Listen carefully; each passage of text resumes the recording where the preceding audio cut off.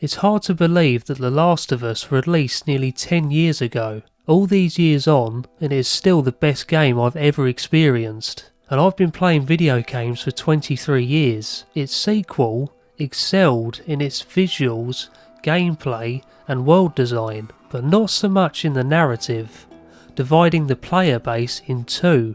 As I played Part 2's story on launch week, I kept thinking, imagine how good Part 1 would look in this game engine. Well, as of the 9th of June 2022, I no longer have to imagine what it would look like. To be honest, it came as no surprise that Naughty Dog were going to do this.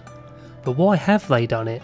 Clearly Sony want Naughty Dog and Neil Druckmann to expand the Last of Us franchise. And with Part 2, it's only at its second birthday, and HBO's adaptation still waiting a 2023 release. Naughty Dog were twiddling their thumbs. So after the mass exodus of employees during and after production of Part 2, the remaining crew started development on, and I quote, a ground-up remake of the first entry to the series. Now, as excited as I am, I did find myself asking one question: is this maybe a little too soon?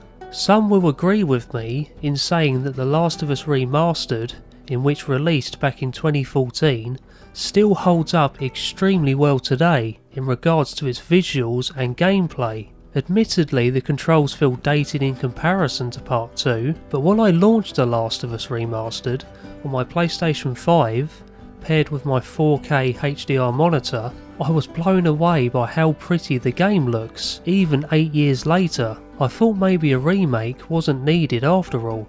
But a part of me still fell in love with Part 2's visuals and animation. I get why Naughty Dog wanted to make it. Aside from making money, they want Part 1 to be in unison with Part 2's story, to make the narratives mesh more easily. And the way to do that is to make Part 1 match the visuals, animation, and the modern gameplay mechanics. I do feel they could have perhaps waited until the 10th anniversary though. I still feel it is too soon. I also feel this remake is aimed at new players who have only played Part 2's story. It gives them a chance to experience Part 1 in Part 2's engine. Now this might sound controversial, but I also feel this remake is some sort of apology from Naughty Dog to original fans who felt betrayed and sold out after the debacle over Part 2's marketing and narrative as a whole. What the hell are you doing here? You think I'd let you do this on your own? What the hell are you doing here? I think I'd let you do this on your own. Jesse. This is them properly paying homage to the game that started it all. This is The Last of Us, the definitive edition. If you want someone to get into the Last of Us franchise, I think this might be the version you steer players towards, providing that Neil's claims are true that they have left the whole original narrative untouched. What I also respect here is that Naughty Dog have produced this remake in-house, with the lead directors being senior employees in the company. Naughty Dog could have easily pulled a Rockstar Games, for example, with their 3D era GTA titles, and contracted it out to an external studio, but they didn't, and I respect them for that. What I don't respect are the prices and versions of the game. I'm sorry, but £70 for a game that is nearing 10 years old. Yes, maybe 90% or maybe less is new, but you cannot expect the average gamer to pay that. Not even Part 2 was that expensive, and that is a new IP. In fact, it's their current IP. That was around £40 to £50 at launch. Feels like Naughty Dog, or Sony, are trying to capture gamers' wallets with the nostalgia train. Then we have the digital deluxe edition. £80 for that version. You get some weapons and abilities that you can unlock early, but we can unlock them in the base game anyway.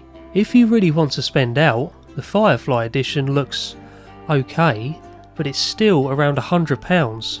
I'm guessing. What I don't like is that also, at least at the time of writing this, is that it is only Sony that is exclusively selling this game to make you pay that minimum £70 price tag. No matter what comes of this game, I will give it a chance, as it looks so damn pretty. And like I say, The Last of Us is still the best game I've ever experienced. So why would I pass up a version with stunning new visuals and gameplay? But is it £70 good? I'm not sure. I will probably buy it so I can maybe critique it in the near future. But my advice to you players is that come launch day, dig out The Last of Us Remastered.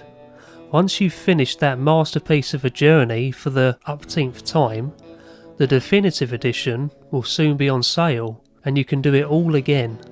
Oh, and PC players, hang in there. I can't wait to sit on my PC either with all of the ray tracing. It might also be cheaper then too. But those are just my thoughts. Keep an eye out in the future as I am working on a massive commentary video on The Last of Us Part 1 that will no doubt have footage from this version in the background. It will be a long one. 5 hours maybe? I hope to get it out before 2033. You know I like my long videos. I'm surprised this one didn't go on any longer. Anyway, I really am going now. Bye bye.